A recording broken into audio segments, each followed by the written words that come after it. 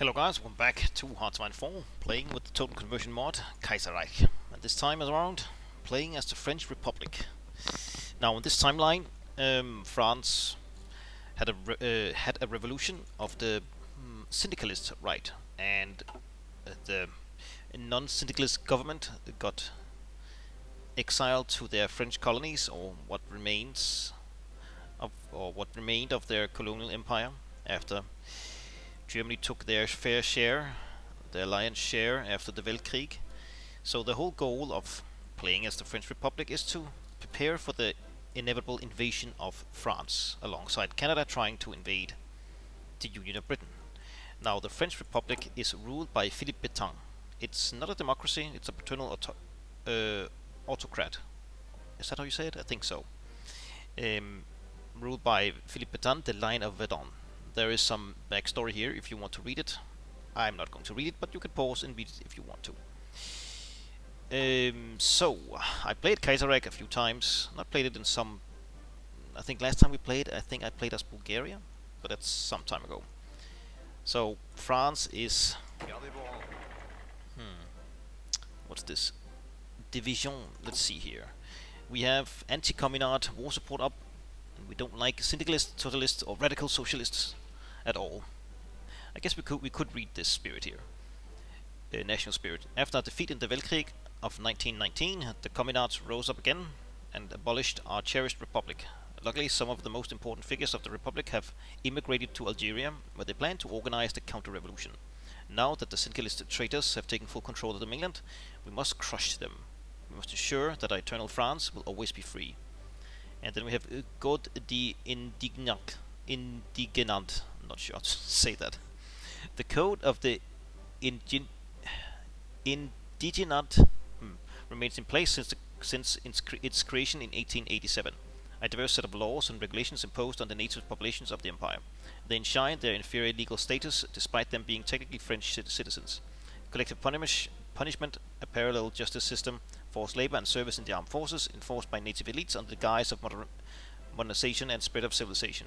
To say that the indignat has created resentment would be an understatement. However, it has proven to be a sure source of labor for the colonial effort and is supported by many prominent voices in government who argue that maintaining the status quo is necessary to prepare for the reconquest. Stability down, but construction speed is up by 7.5%. I would rather not have it, but oh well.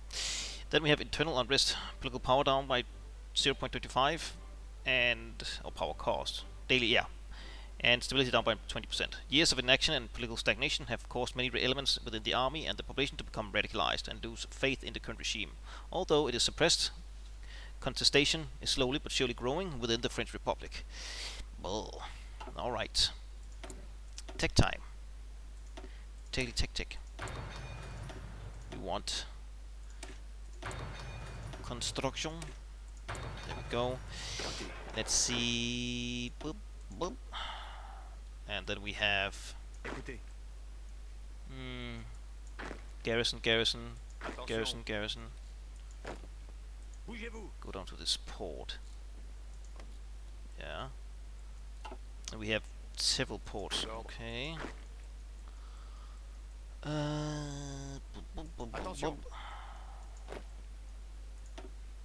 We'll call it Garrison 1. You will get Charles de Gaulle.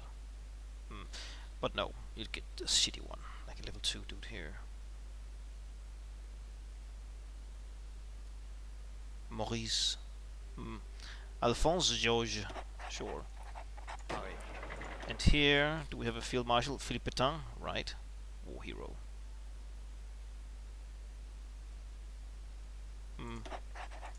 And a general.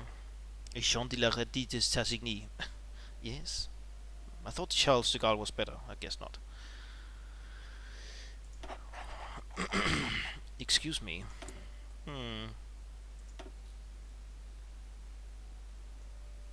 Damn. Build that. Let's... We have two navies. Yeah, they can just chill there for now. Oh, should we read this? Oh, Oh, did I click that by mistake? Ooh. Well, you can pause and read this if you want to. That's a lot of reading. We can trust the lion. Oh, here we go. Oh, I guess this red text is important. Be careful, a failure to keep the resistance in non-core African states under 80 will result in revolts.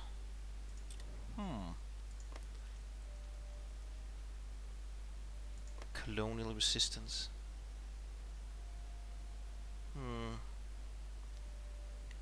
Oh, that must be here. Right. Okay, they're pretty damn pissed. Non-core. This is called. Yeah.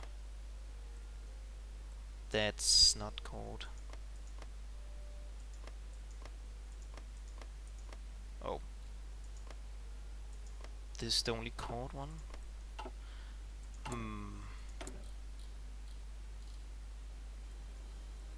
Damn.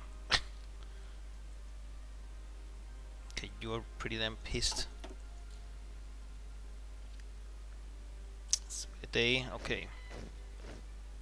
Low manpower, yeah. Head over here. We have -4 stability, 42 war support, 50k manpower.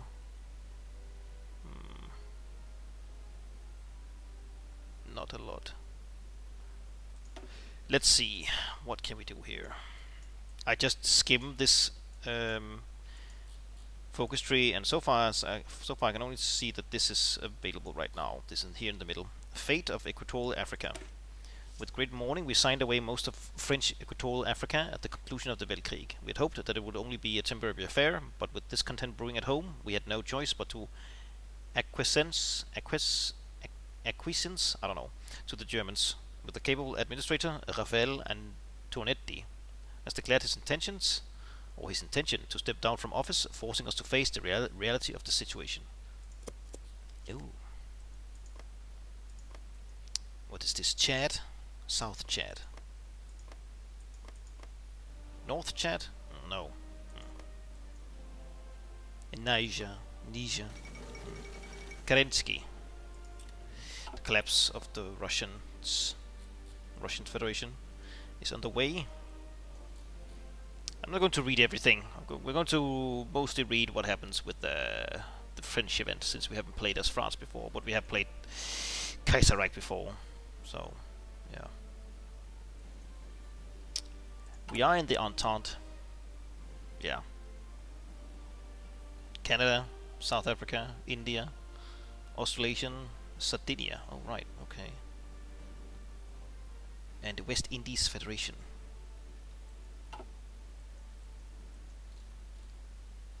I see.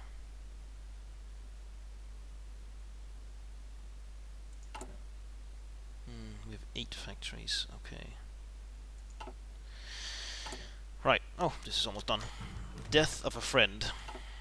Oh, that's the...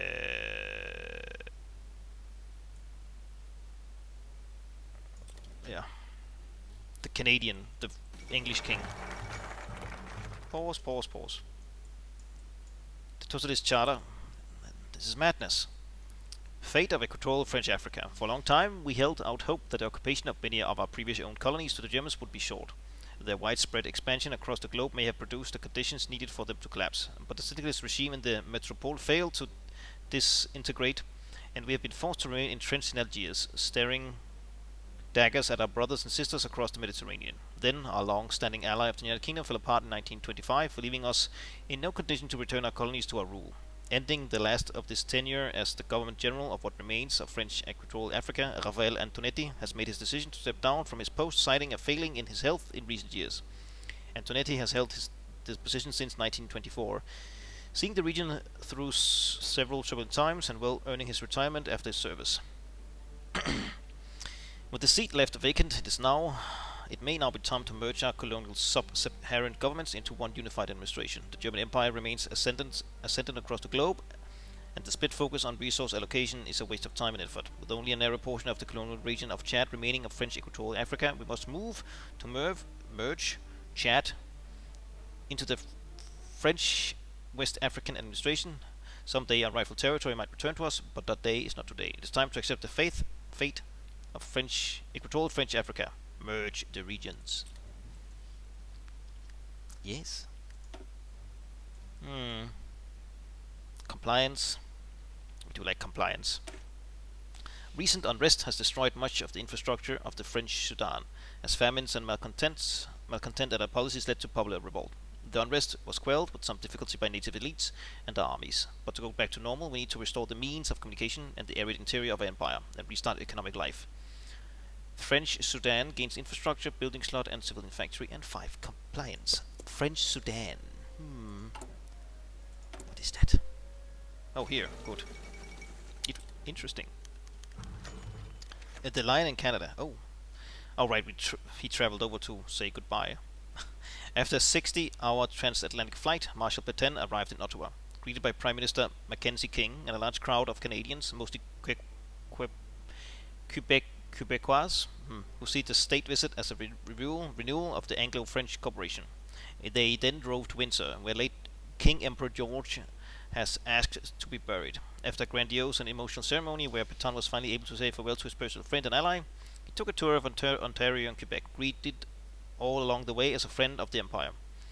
Before meeting with King Edward VIII, in a pre-planned move, the two men shook hands in front of the media of the world, and the new king declared that no matter the struggles the future holds, the French and British nations would always fight side by side in this great crusade against the syndicalist threat. Later on, the two men held a private talk discussing current issues facing the Entente, the policies that both men were planning on undertaking, as well as the inevitable prospect of war. The mutual undying commitment of both nations to each other was, of course, renewed, announcing even stronger bonds within the Entente. Time to return home. Dominion of Canada likes us a bit. Whee! French Sudan.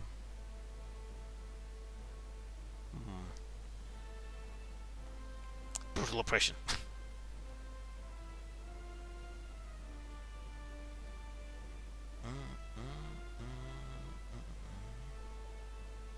Garrison.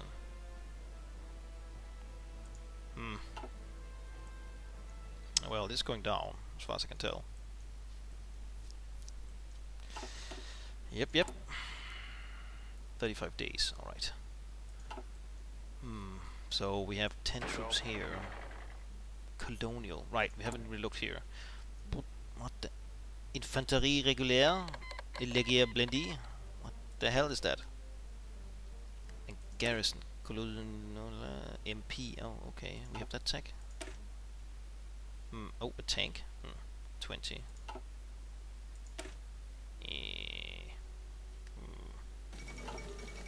The 5th Anglo-Afghani War. Compagnie Méhariste. Electoral gridlock in France. A disagreement with the army.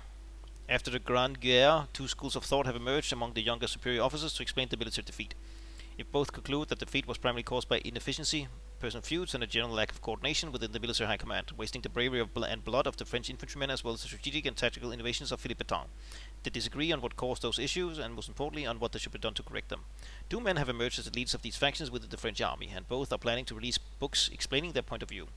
They have sent copies to the Marshal in hopes of getting some public support for their work over the opposition. Let us see what they wrote. Pause. Fine. The bear or the rooster. Henri Modoc, nicknamed the Bear, an infantry general who shot up the ranks during the Great War through sheer bravery and commanding ability, particularly in the desperate defense of Arras, close to Pétain, but a long-time critic of the military establishment. He believes the war was lost due to lack of experienced officers and an out-of-touch high command. He plans to release a book titled Lessons of 1914 and the Next War, detailing his experience of the war and his proposal of the coming war. Among those proposals, the retirement of all officers older than 56 years old and emerging of all branches of the armed forces could prove controversial, effectively reorganizing the armed forces, or organizing the force armées from scratch. Charles de Gaulle, nicknamed the Rooster, recently promoted to the rank of lieutenant colonel. A fellow veteran of the Great War, he bravely led his men at the Battle of Verdun before being wounded and captured, escaping captivity. He became a symbol of resilience against German aggression. Particularly ambitious, he became a protege of the line of Verdun and a renowned military theorist. making rather similar observations regarding the defeat as Mordant, but advocating for greater cooperation rather than reorganization, a greater use of armor with air support, greater autonomy for officers, and creating, alongside the traditional conscripted army, a more important corps of professional soldiers. These proposals have found a lot of support among officers, but de Gaulle is planning to release another essay simply entitled The Discord. And this essay is simply presented as a collection of the observations of the confusion reigning among officers during the war. To some, it seemed to endorse the stab in the back theory popular among civilian soldiers and officers alike, especially considering de Gaulle's proposal to prevent confusion at the critical times is submission to the military to moral civilian power. Marshal Pétain could choose to support the publication of either of those books, effectively setting the course of reforms within the armed forces, or simply let the debate run its course. The bear, Rooster, will support the Rooster, Charles de Gaulle. Whatever that means. He is perhaps the future leader of France. Who knows? So we're facing Afghanistan. You're losing. Chamber of Princes. Oh, that's bad. Oh, another event. The Austrian Empire withdraws from Italy. Okay. In Eriba, a small city in Chad, a man started calling himself the new prophet. First, he encouraged the locals to kill their cattle to prevent them from transforming into lions, panthers, and vultures. Then he told them that they had to stop paying their taxes and throw away their French money. Finally, he announced that white people were leaving the country. The governor of the nearby city of Biltine had already been driven out of the natives, and that it was their duty to kill all whites left to be able to free themselves. To help them fulfill this mission from Allah, the dead would even come back to life and swarm the French garrisons. Not that they had anything to fear. According to the prophet, the guns of the Frenchmen now only fired water. Few were truly convinced, but the brewing resentment of the peoples of Chad only needed the tiniest spark. A small insurgency broke out under the leadership of this madman, and returning patrol was swarmed and massacred, and soon the local garrison was under siege. Order was quickly restored, and the madman publicly executed. But the whole strange affair is a warning.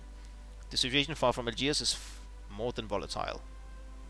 Oh, goddammit, Chad, South Chad, Buku Indige. Crap. It's this stuff here, right? I think so.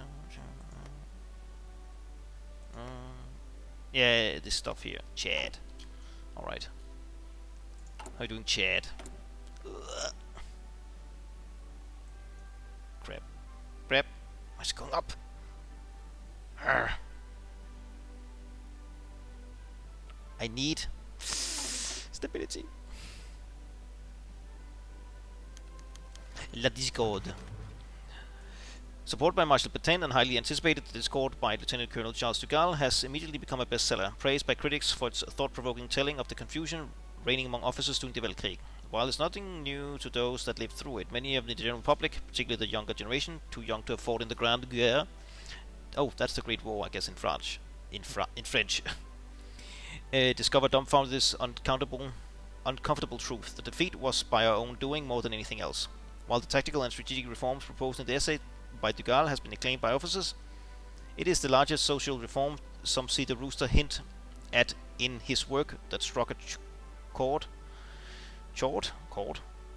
for many in the armed forces, from the simple infantryman to the line of Verdun himself, and among civilians, particularly veterans. All those sacrifices, too much bloodshed, so many lives lost. How could they have not been enough to beat back the Bush? The issue must lie primarily elsewhere in the government, too weak to impose its will upon the armed forces and far too willing to let them fall into fatal discord.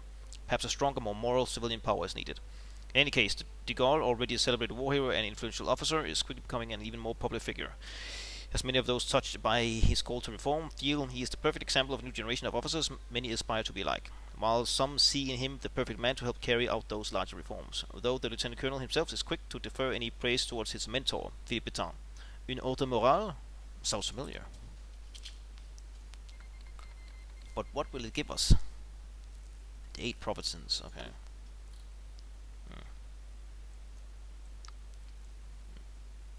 Oh, ugh. Okay. More wars, okay, I went China. Recruital pop down by 2. Ugh. So many events. Henri Mondonc had his lessons of 1940 and the next war privately published, finding moderate success and critical praise for his acute analysis of the defeat.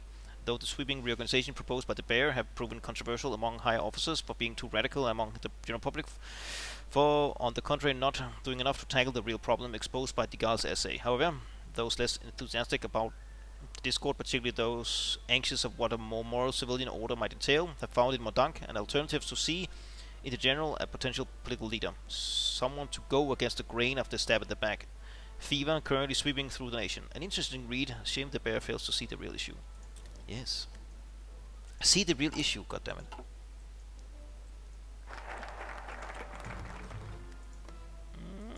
Nice. Oh, we need both? Okay.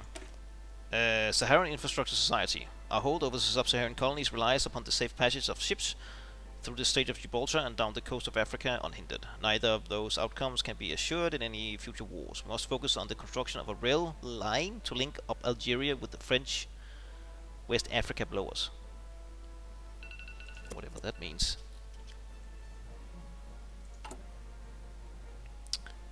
Grand national spirit. I'm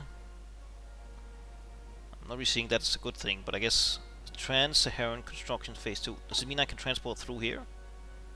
Or what? What are you doing? Strengthening the kingdom. Ooh, okay, another large event here. Critical to the stability of the regime, the Society of the Missionaries of Africa is a Catholic society of apostolic life focusing on evangelism and education in Africa. Founded in 1868 in Algiers, they quickly became an integral part of colonial society, adapting to native customs, adopting the native dress, all the while accomplishing a tremendous amount of ethnographical and geographical research. They have been on the forefront of French initiatives on the continent, despite their sometimes strained relationship with the increasingly anti-clerical Republican government. They become a staunch advocates for the native populations, even accepting native priests, never hesitating to side with them against the colonial authorities when needed, and generally acting as a bridge between the two, earning them affectionate nickname of White Fathers. In the troubled times since the revolution, they have become downright crucial to maintaining French authority over what is left of the empire, working tirelessly to maintain the peace between colonialists, exiles, and natives with the full support of the Marshal's conservative government. Our Lady of Africa, pray for us and the Muslims. Base stability +2. Yes. Give it here. How could you... Resistance growth. Oh, what the hell? Oh, you have... Suppression 18. Jesus. Suppression 20... Oh, you're better, I see. The other marshal retires. A career soldier and war hero, Marshal François de Perfere, announced his retirement today. He was the only other marshal in the French military besides Pétain himself after the death of Joseph Joffre, and served as Pétain's right-hand man as vice president of the military council, in charge of military affairs when Marshal Pétain was too preoccupied with more stately business. Now that he is gone, the marshal will have to choose who will serve as his replacement. His two protégés, both war heroes and up-and-coming officers, Charles de Gaulle and Henri Mondac, are expected to be chosen to ascend to the highest of responsibilities. Such a promotion will be seen by many as appointing a successor to the line of Verdun. Now an old man. Should Mondac be appointed, it is likely he would be seen as Pétain's successor, and the move would be perceived as a clear endorsement of Mondac's plans for sweeping military and political reforms. Picking de Gaulle, a much younger man closer to Pétain and a known sympathizer of the Marshal's unabashed distrust of the parliamentarism, would certainly be perceived in a way to hold on to power for some more time, while better preparing his eventual heir to succeed him. Alternatively, Pétain could simply not appoint a successor to François d'Espèrey, guaranteeing that the hero of Verdun would once again take an active interest in military matters and centralize power around himself. The bear, the lion, bring in de Gaulle.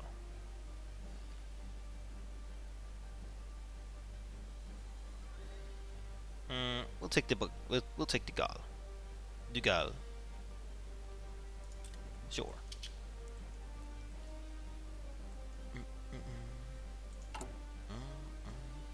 Pétain.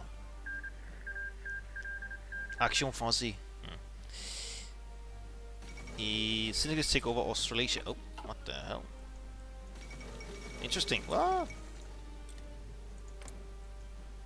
Oh. So you left the Entente. Damn, son. We lost Australia. Or the Australasian Union. Huh. God damn. Bled dry. Eid al-Adha. Today Muslims all over the world celebrate Eid al-Adha, the feast of the sacrifice, commemorating the willingness of the Prophet Ibrahim to sacrifice his son Ishmael as an act of obedience to God's command. Before the killing blow fell, however, God sent Archangel Jibril to substitute the son with a lamb to sacrifice instead. In remembrance of this intervention, each family ritually slaughters an animal and shares it in three, 1/3 going to the poor, 1/3 to the relatives, and 1/3 is kept and eaten. The faithful then go to the local mosque, and at the conclusion of the Eid prayers and sermons, they exchange greeting, gifts, and visits one another. Considering the holiest holiday of the Muslim faith, it is always accompanied by large festivities, and is sometimes even the occasion to lower confessional barriers. Some Muslims invite their non-Muslim neighbors and friends to partake in this uniquely Islamic celebration. Eid Mubarak. Okay, I guess it's because we hold a lot of Muslim land. We get that since I guess Algeria is Muslim. Holy moly. Put down the bear. At 6 a.m. today, Jean-Jules Henri Mondank was arrested on charges of offense towards the chief of state, conspiracy against the state and treason.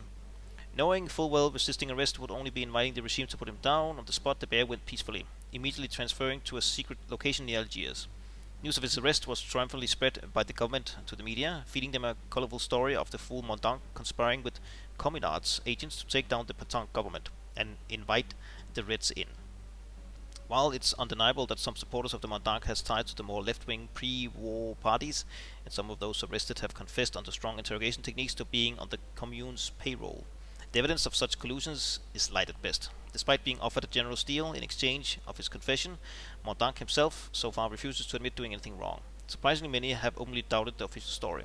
Arresting such a popular war hero is not going well even among strong supporters of the regime, particularly veterans who remember very well of the heroic defense of Arras.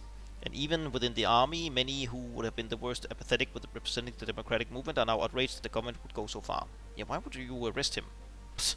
In any case, what Pétain feared happened. Henri Mondank is now a martyr. Open contestation from the army is unprecedented, and many within the government are starting to panic and advise a balanced approach, doubling down on the repression, going after those now protesting against Mondank's arrest, while at the same time pulling back somewhat to transfer Mondank out of hiding, give him a public trial. The sooner this is over, the better. Why did you arrest him, you fools?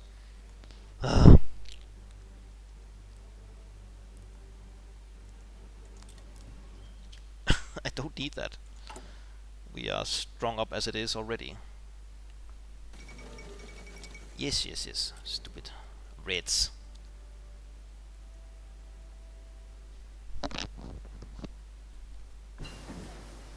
Ooh, tick. Sweet. More tick. Why do we have 8 here? Export focus, electronic engineering, okay.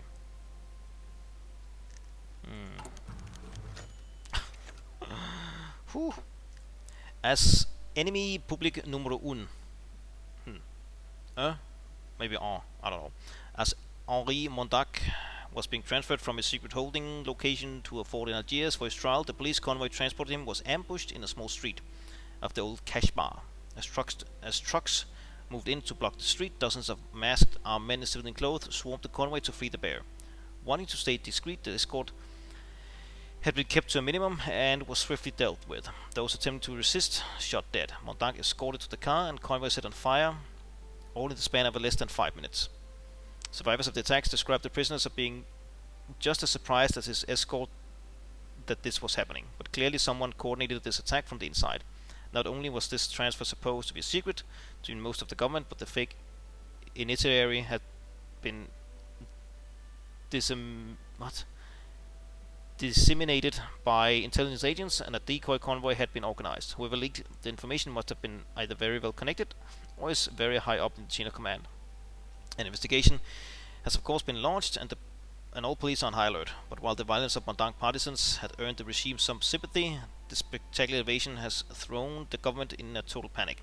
Not only this shows to the eyes of the world that the regime is looking to control, but it shows that people that the democratic movement has very influential friends. Is that because I went with the Dugal? This is happening. In any case, the few advisors still advocating for moderation when dealing with the democratic camp have been thoroughly disgraced, with some even under heavy suspicion of being Mandang sympathizers, and those advocating for harsher repression now have the marshal's ear. How could this happen? Jesus Christ. Lost 5 manpower. I guess that was the guards that resisted.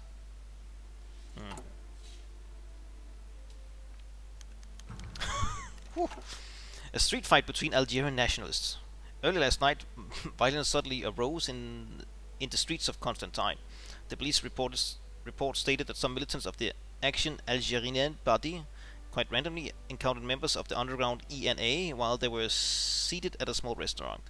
The details of the start of the fight are then unclear, but all versions agree to say the streets turned into utter chaos in a few minutes, while members of the two parties fought through chairs, tables, and any projectiles they could find, all while assaulting each other in French and Arabic. The fight finally stopped when rumors were heard of coming police. This fight of a minor importance reveals the increasing tensions between the two Algerian nationalist parties. The ENA is a syndicalist party founded in Paris by Messali Hadj, forbidden in Algeria and radically opposed to the current French rule. The Action Algérienne, however, is legal, and its leader, Farad Abbas, believes in assimilation into a greater France and calls for a greater traditional autonomy. The Action Algérienne is based on the ideas of the Action Française, adapting integralism to an Algerian context. In the end, whatever the actual differences are, the good news is that they all hate each other. At least they fight among themselves. Yeah, but I'm losing stability.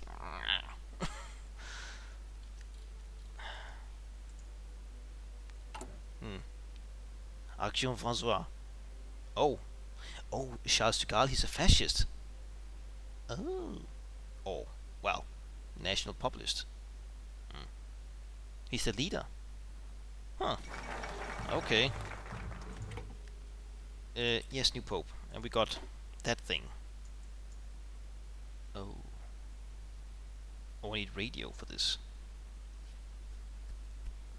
We got something over here. It's phase 1. Send the army.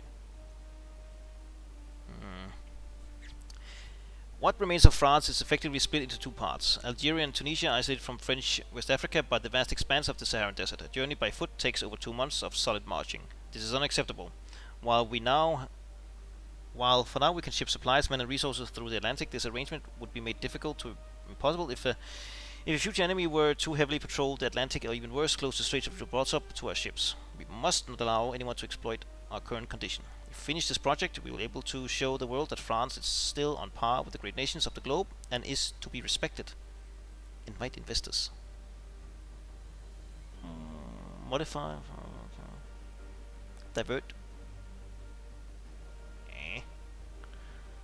Phase 1. Try it. For 125 days, we get some political power, consumer goods up, infrastructure control speed up by 10%. Southern Algeria adds 1 infrastructure. Southern Algeria. Can we invite investors while we do this? Divert. I don't think we want to divert, right? Southern Algeria.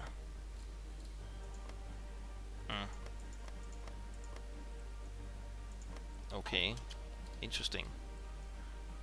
Would I gain...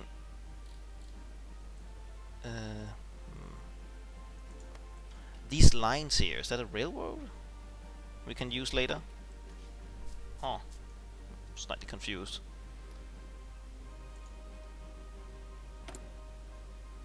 Divert. Why?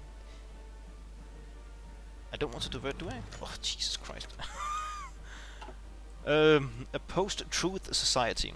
The regime has always had a strong hold on the media, and on many occasions in the past decades, opponents of the regime have found their dirty little secrets, real or fabricated, plastered all over the daily newspapers. When political pressure and intimidation do not work, blackmail and social shaming generally did the trick. However, this treatment was reserved for civilians, as the government and intelligence services were careful to preserve the reputation of the armed forces. Dissenters generally being simply sent on assignment in the middle of the Sahara, where their concerns wouldn't bother anyone. However, with Mondang arrests, shockingly many, it's been decided that a large amount of information collected over the years by the intelligence services on soldiers and officers alike would be put to good use. The latest victim of such attempted blackmail is Admiral Lucien Lagaze, a known supporter of Mondang and well-liked, successful, and above all morally irreproachable officer. The man has refused to back down when approached by agents and denies any of the accusations lobbied against him. As such, these shocking revelations will appear in an afternoon special edition in all newspapers. Fake news. In fact, mysteriously, all those who have publicly stated their support for the Mondang seem to have been cursed to have their most private secrets revealed, which could of course severely hinder their careers and might just spurn them to resign in disgrace. Shouldn't have picked the wrong side, Lagaze. I think... How unexpected. Oh, they rejoined. Grand Goo. Paternal autocrats. He must be pretty damn old, right? 1856. Yeah. Yeah, he's like, well, 80 years old? Oh, did I forget to click here? Oh, wait, I guess I did. Whoops. Ministry of Air. Ministry of War.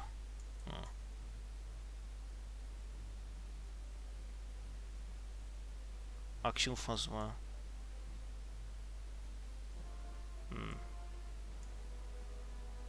Comité du Salut. Okay, so you cannot get all of these things here.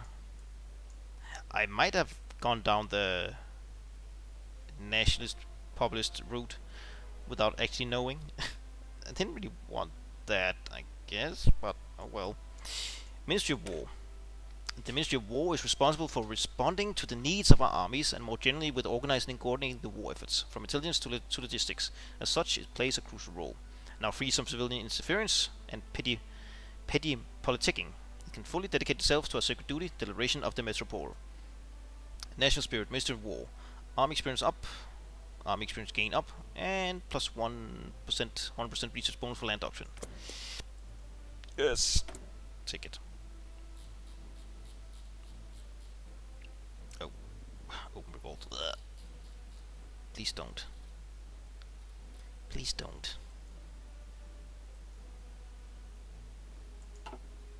So, I guess I got MP1. Yeah, I do. Nice. Nice. Nice, nice, nice.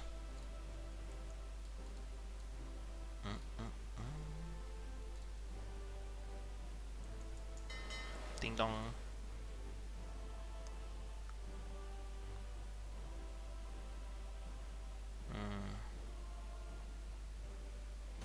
Oh, Felkum Beijing. Okay, go here instead. Ooh, drained our fuel like in 2 seconds.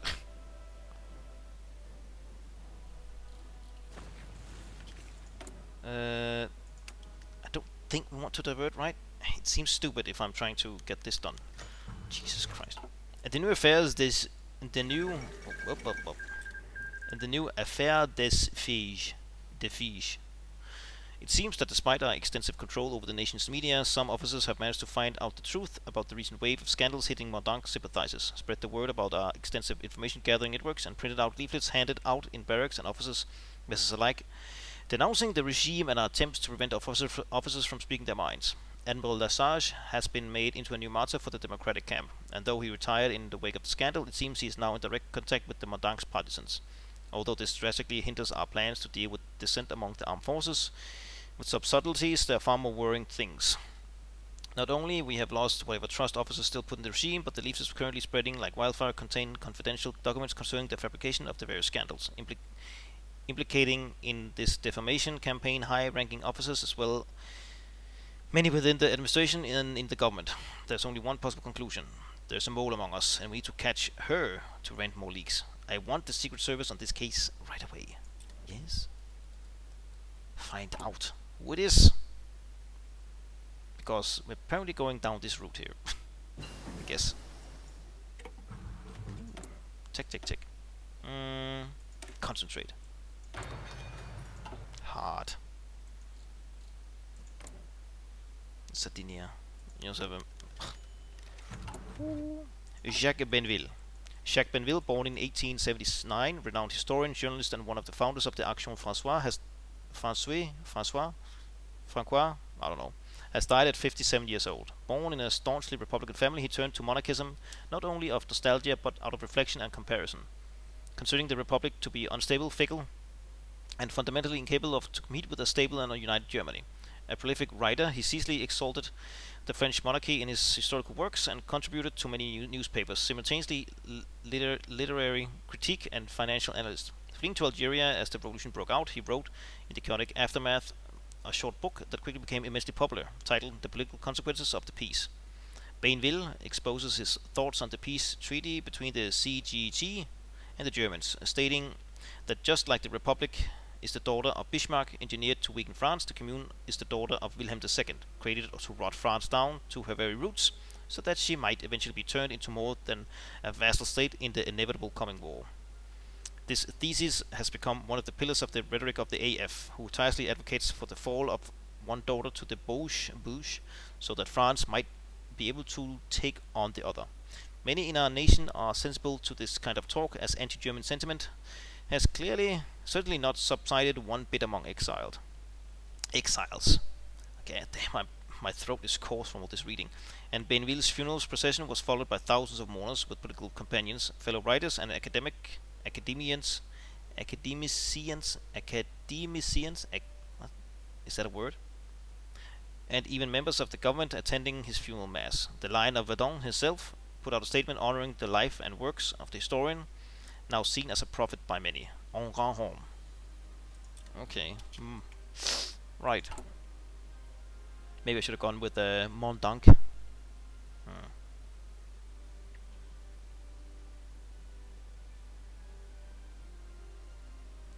Authoritarian Democrats.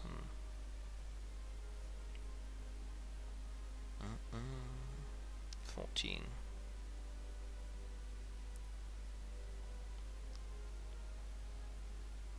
Totalist. Le Parade. The constitutional laws and the military code law both prevent the French armed forces, often called la Grande Mute, the Grand Mute, to go on strike. But it seems that following the La Gaz affair and the subsequent revelations leaked to soldiers, officers, and eventually the general public, many outraged officers have ignored this principle and suddenly decided to walk down the streets to protest. While our forces were supposed to suppress any protest, many police and military officers are confused by this unusual situation and decide to simply stand aside to avoid fighting their comrades and friends. Many civilians are watching this protest out of curiosity, and it is now obvious for anyone that Pétain's rules is far from being popular even with the armed forces. Traditionally, the one place where the regime was most secure. Since protests were banned for active duty soldiers, the official version of events is that those officers are simply parading, a term that most opposition journals, underground or miraculously still being openly published, are now using, ironically, to designate these protests. The parades have been going on for days now, and it's time to choose how to deal with the situation. In the meantime, the Second Bureau is still investigating to find the mole that created this ridiculous situation in the first place. Maybe they'll calm down eventually? Aha. Raiding is the way of life for the Bedouin people. Their large nomadic lifestyle prohibits them from settling down somewhere habitable and farming to provide for themselves. The harsh climate for the Sahara often also offers little in the way of life, which only reinforces their need to raid our settlements. Recently, a group of villagers from Mauritania have petitioned our aid in defending their settlement against the raiders. Once or twice a year, the Bedouin ride out of the desert, ransack the town, and ride off, usually with several grazing animals to take for food. France helps her own. Political power down, manpower down, Mauritania compliance up in the desert. Help. Also, can we? No, not yet. I'm stopping so much to read all the time. It gives a lot of law, but it takes a while. And this episode is already really long. I'm just curious to see what happens, but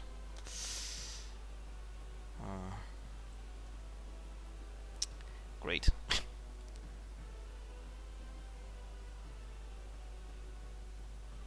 Well, so much for unity here. Maybe we should have gone with just Petain himself. I just thought he would die, but maybe not. Maybe he won't.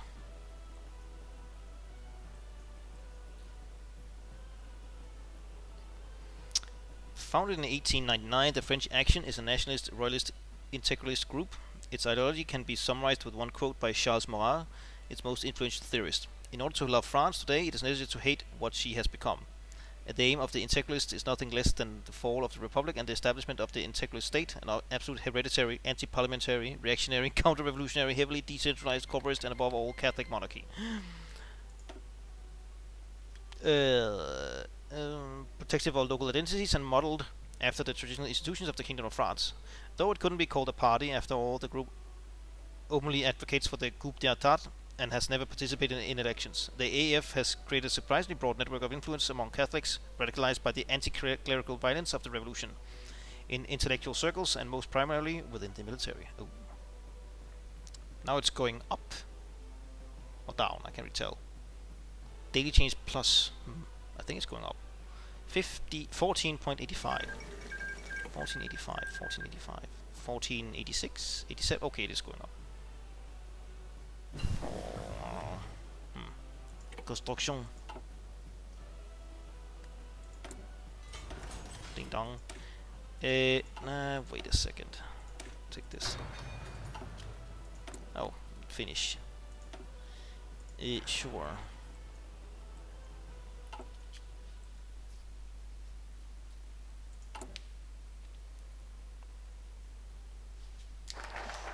Right, we need the radio, by the way, as with the next tech. Oh, damn. It will take a while.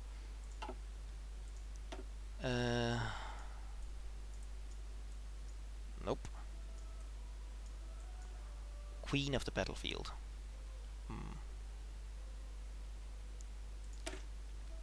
The infantry is the queen of the battlefield. Without her, nothing could be achieved. Thankfully, the French infantryman is the finest in the world, motivated by his élan, a burning desire to fight for the patrie.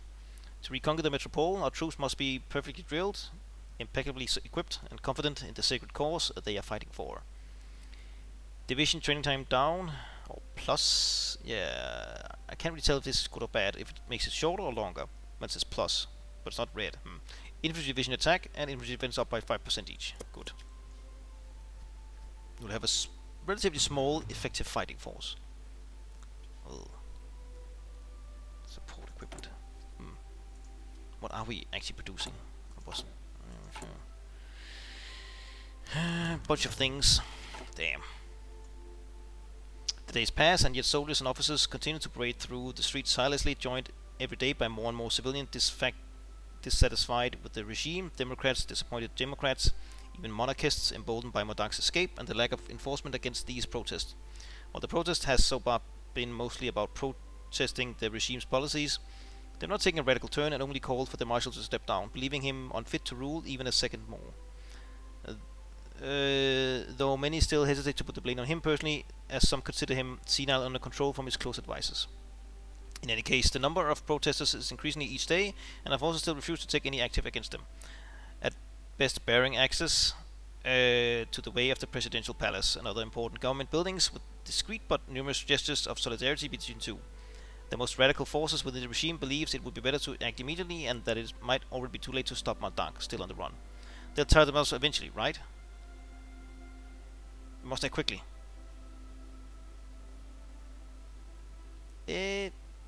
Let's act quickly. Let's get it over with.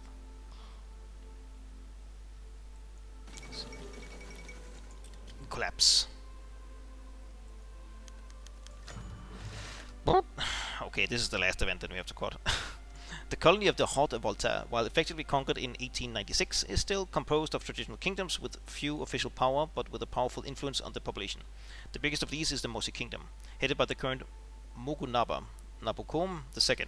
It holds the legacy of the most powerful kingdom in the region before French colonization, which spreads its power far beyond its capital of Ouagadougou to neighboring kingdoms. However, other kingdoms such as Tenkodogo, Fada Negoma, Bosuma, or Ohigoya still exist along with their kings and continue to vie for influence in Haute Volta. In this context, a dispute recently arose between the Mugunaba and the other kingdoms. Indeed, Nabakum II praised the work of the native ethnologist Antoine Dimdelopsom, The Empire of the Mugunaba, L'Empire du Mugunaba. The book is a real innovation, and it's the first ethnology book written by a native of the country it studies. However, the book also spreads a view of the country as being almost complied to bow under the Mugunaba, feeding and legitimating the still very existent ambitions of Nabakum II to make the Musi kingdom the dominant power in the Haute Volta. This display of ambition didn't sit well with the other kings, wary of the Mugunaba playing between the interests of the French colonists and those of the population to assert the power of the Musi once again. Representatives of each kingdom came in delegation to the seat of the colonial government in Ouagadougou to compel him to take a stand in the matter. Who should we support? Upper Volta's compliance goes up, resistance goes up as well. Upper Volta, what the hell is that? Upper Volta, Guinea. Oh, here.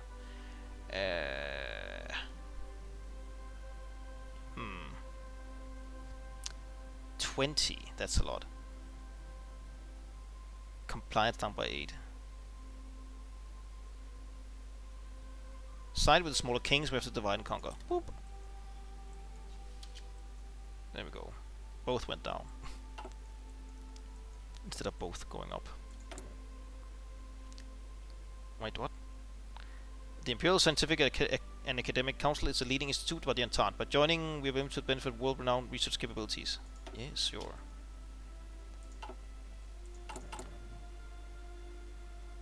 Nice. Oh.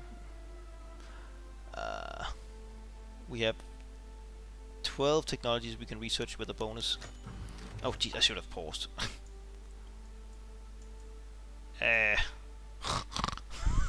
En politique, se joue par ces résultats.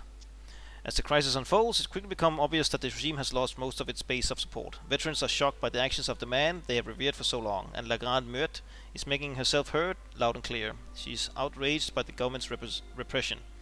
The government desperately needs allies, and it seems at least one group in part might be interested in such a partnership, the Royalist Action François.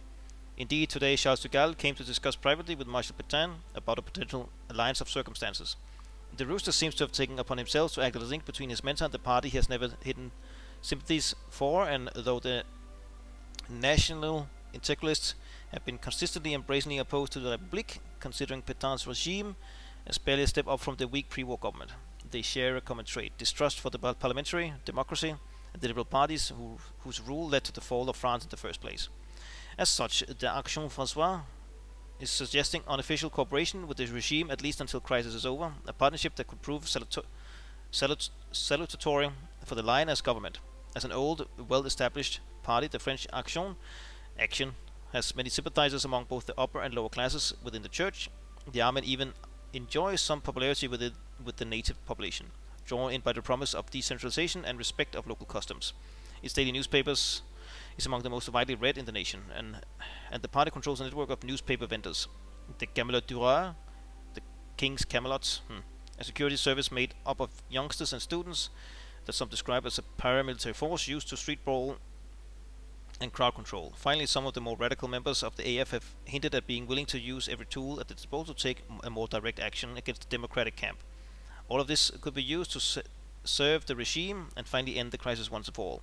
However, this partnership could alienate the last few loyal partisans of Pétain, and there's no doubt that the services of the AF could come at the cost of compromise with them down the road. But the regime might simply not survive the next few weeks if we don't take this deal. Fine, all is fair in love and war.